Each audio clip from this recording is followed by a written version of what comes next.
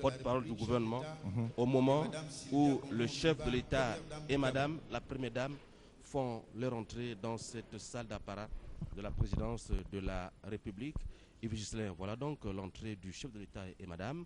Et cette arrivée annonce donc le début de cette cérémonie essentiellement consacrée à cette importante allocution du chef de l'État, son Excellence Ali Bongo Ondimba, sur la stratégie de lutte contre la pauvreté au Gabon.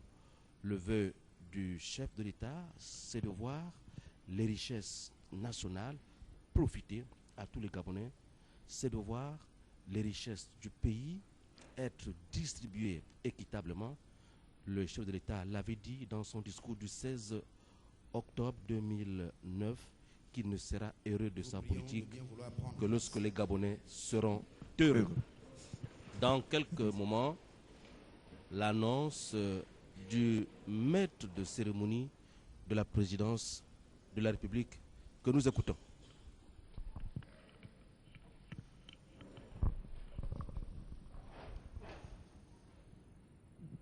Excellences, Mesdames et Messieurs, nous vous invitons à suivre l'intervention de son Excellence, Monsieur le Président de la République, chef de l'État.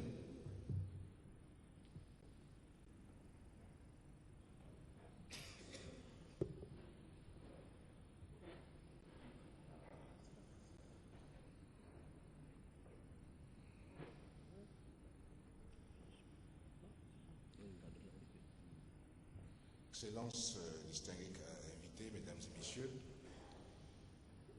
Gabonaises, Gabonais, mes chers compatriotes.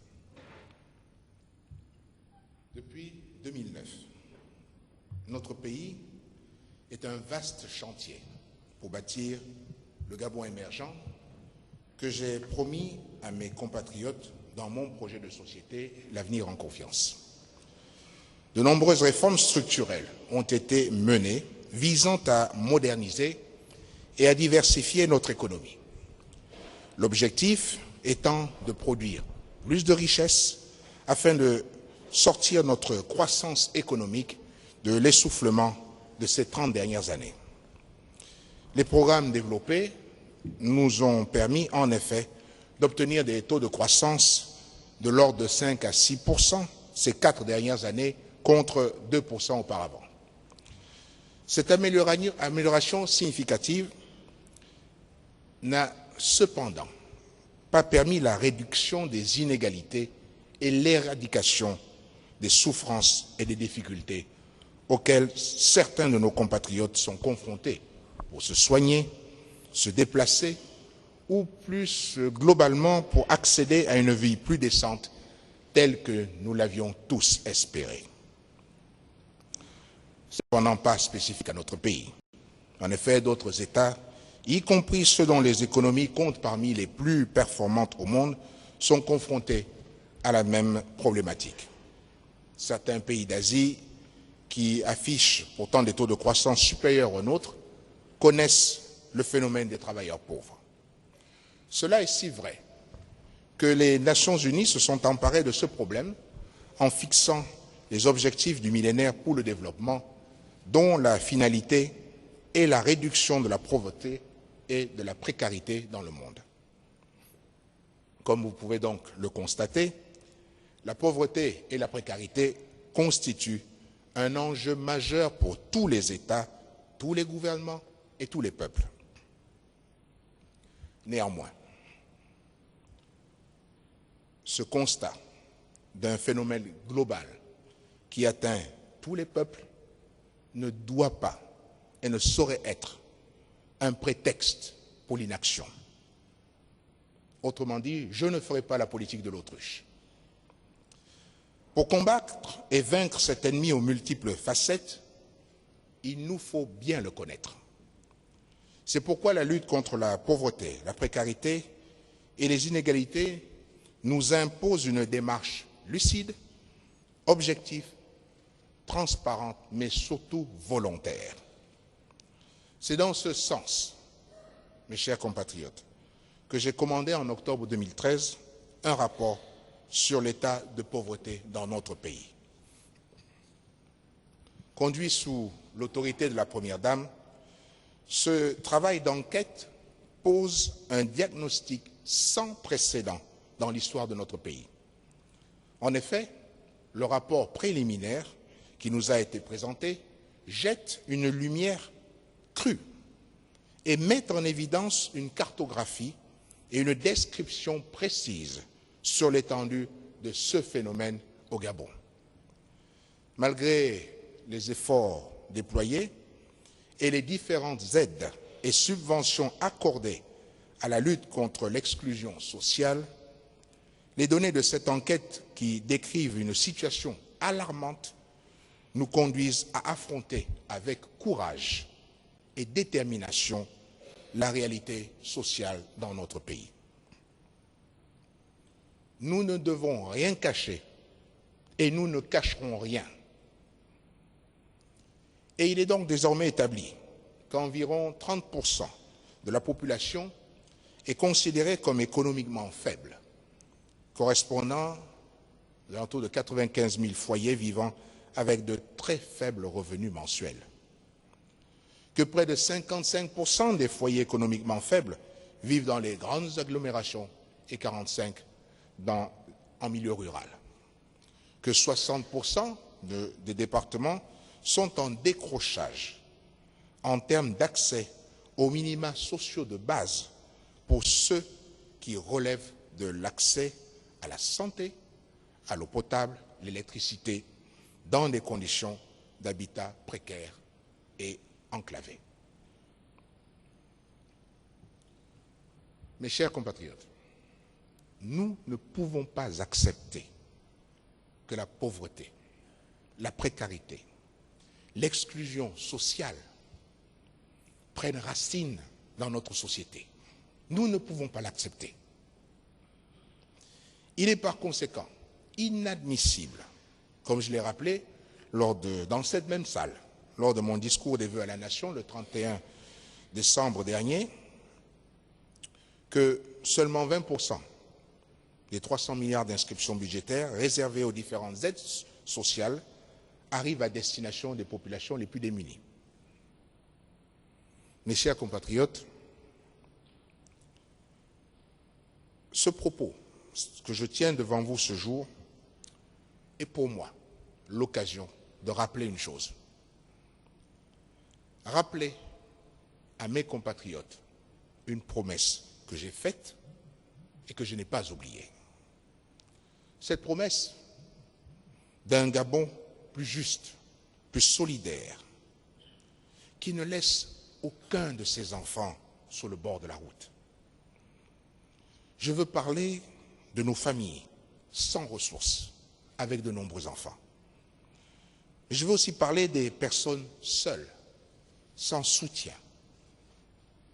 Je veux parler de nos mères célibataires sans emploi, de nos personnes du troisième âge délaissées. Et c'est un phénomène nouveau dans notre pays que de voir des personnes du troisième âge délaissées. Je veux parler de nos veuves, de nos orphelins abandonnés, des enfants des rues, des personnes handicapées, sans oublier les élèves ou étudiants isolés, socialement décrochés à cause des difficultés que leur quotidien leur impose. Je veux également parler de tous nos compatriotes, tous ces compatriotes qui vivent dans des zones insalubres de nos villes, mais qui aspirent, comme chacun d'entre nous, légitimement, à de meilleures conditions de vie. À tous, je veux dire très simplement que la pauvreté n'est pas une fatalité. Nous devons nous mobiliser et mobiliser toutes nos forces pour la combattre avec courage et surtout détermination. Et parce que, mes chers compatriotes, vous êtes mon unique raison de me battre au quotidien, d'avancer, de construire, de bâtir, pierre après pierre, loi après loi, bâtir ce Gabon émergent que nous voulons tous. Et ce d'autant plus que vous restez debout, dignes et courageux face aux épreuves. Nous devons nous battre pour tous les marginalisés de notre pays qui pourraient être tentés, mesdames et messieurs, qui pourraient être tentés de penser, de croire que nous ne faisons rien pour eux. Mais pire, que nous n'en avons même pas la volonté. À tous et à chacun, je dis que notre situation, cette situation, doit changer. Elle va changer, elle changera. À vous qui continuez chaque jour de croire en un avenir plus juste, je dis que le temps est venu. Le temps est venu de livrer un combat acharné contre la précarité et la pauvreté. Certains acteurs publics ont longtemps dissimulé la réalité aux décideurs pour maintenir les populations dans la précarité et la dépendance. Vous convenez avec moi que nous ne pouvons plus laisser faire. Alors en déclarant la guerre, car il s'agit bien de cela, en déclarant la guerre à la pauvreté, à la précarité et aux inégalités, notre objectif à terme est de réduire considérablement la proportion des Gabonais économiquement faibles. Et pour cela, et au vu de tout ce qui a été dit, pour cela, et vous en conviendrez avec moi, il nous faut établir un nouveau pacte social. Et c'est pour mettre en œuvre ce nouveau pacte social que j'ai souhaité réunir autour de moi une équipe de femmes et d'hommes dirigée par le professeur Daniel Onando, desquels j'attends foi, engagement, détermination pour cette grande cause sociale. Mesdames, Messieurs, Gabonaises, Gabonais, mes chers compatriotes, le gouvernement qui vient d'être formé a donc l'impérieux devoir de gagner cette guerre contre la pauvreté dont l'enracinement mettrait en péril l'équilibre de notre nation et surtout notre traditionnel vivre ensemble. Pour cela, nous devons plus que jamais réaffirmer et faire respecter le triptyque qui guide mon action: paix, développement, partage. Aussi, j'instruis le gouvernement à déployer dès maintenant une stratégie pour la matérialisation de ce nouveau pacte social. Cette stratégie exige l'intervention coordonnée des acteurs concernés, notamment le gouvernement, les collectivités locales, les partenaires au développement, les acteurs non étatiques et même les citoyens. Car il s'agira notamment de tout mettre en œuvre pour assister les populations les plus vulnérables aux fins de subvenir à leurs besoins alimentaires, sanitaires et éducatifs. Cette action devra se traduire concrètement par la mise en place de programmes intégrés sur la protection des personnes âgées, des orphelins, des handicapés, afin de faire face au délitement des liens sociaux traditionnels. Il faudra aussi aider les populations économiquement faibles à développer des activités génératrices de revenus sur l'ensemble du territoire national par une offre de financement diversifiée pour soutenir les projets dans les domaines à fort potentiel d'emploi tels que l'agriculture, l'élevage, la pêche, le tourisme, l'artisanat, ainsi que les services et les petites transformations. Ensuite aussi réduire les inégalités d'accès aux services publics de base dans les secteurs de la santé, de l'éducation, de l'accès à l'eau potable et à l'électricité dans les zones de nos villes, mais aussi de nos villages. Mes chers compatriotes, la lutte contre les inégalités doit s'étendre à tous les secteurs et à toutes les couches de la population.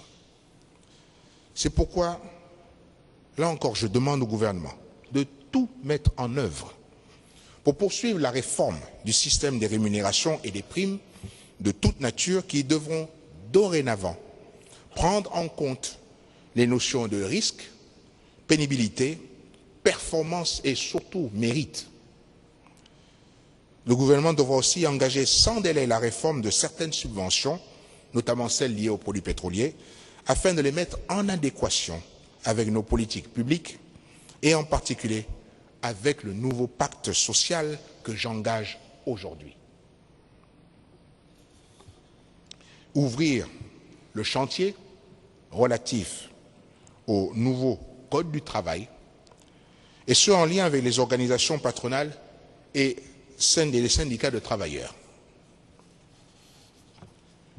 J'attends aussi du gouvernement qu'il puisse renégocier les conventions collectives par secteur d'activité afin de les adapter au nouvel environnement économique national et international pour favoriser, car très important, favoriser la compétitivité de nos entreprises.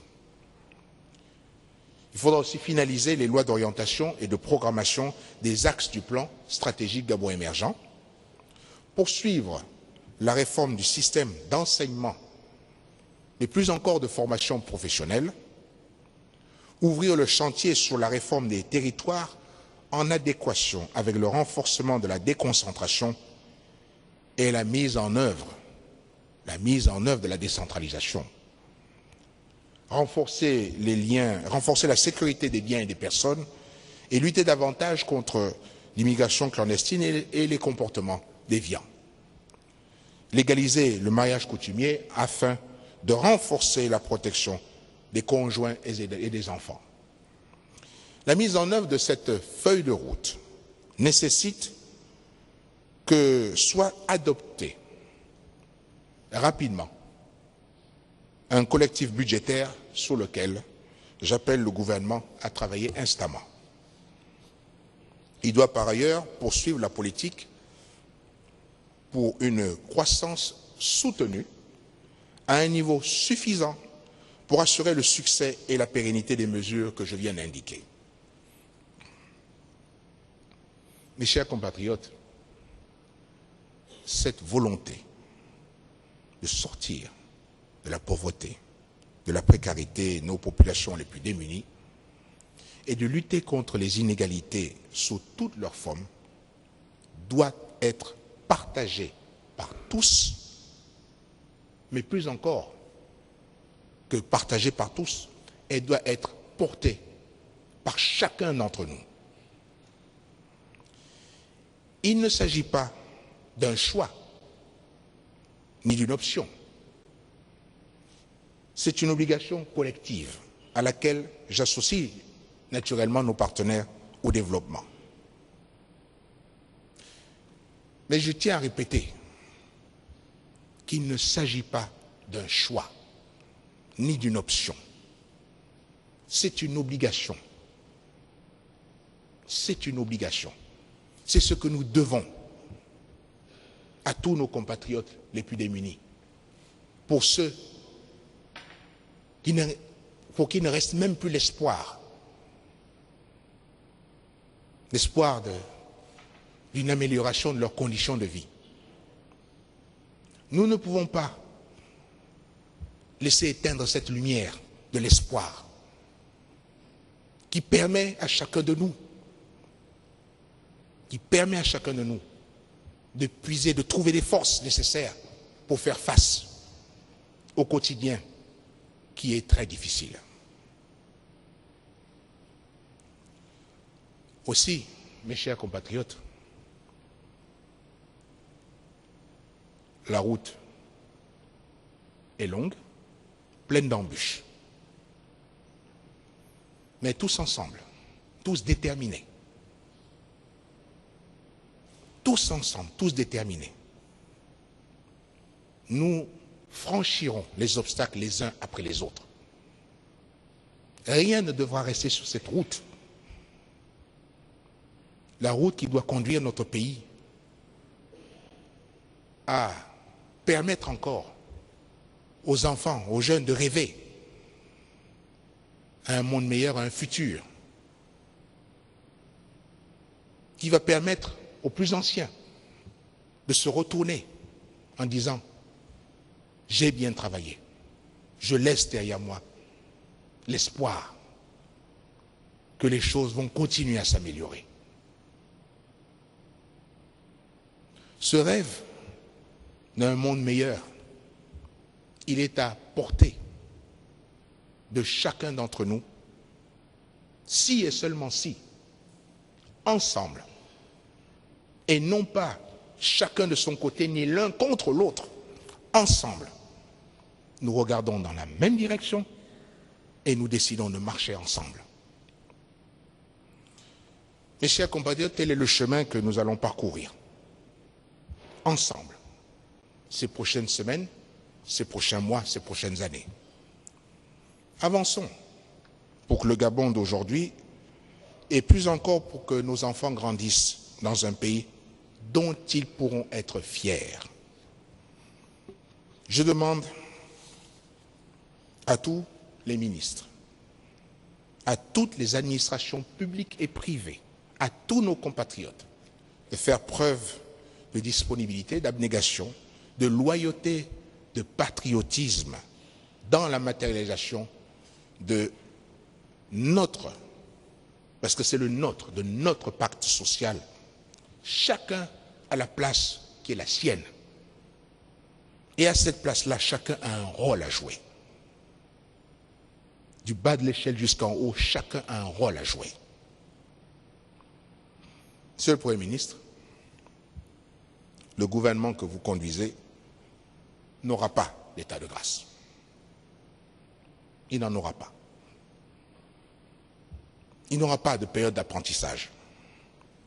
Il n'aura qu'un seul objectif et qu'un seul mot d'ordre: réussir.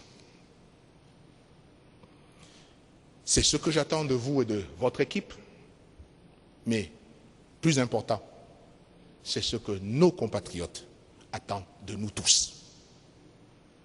Vive la République, vive le Gabon, je vous remercie.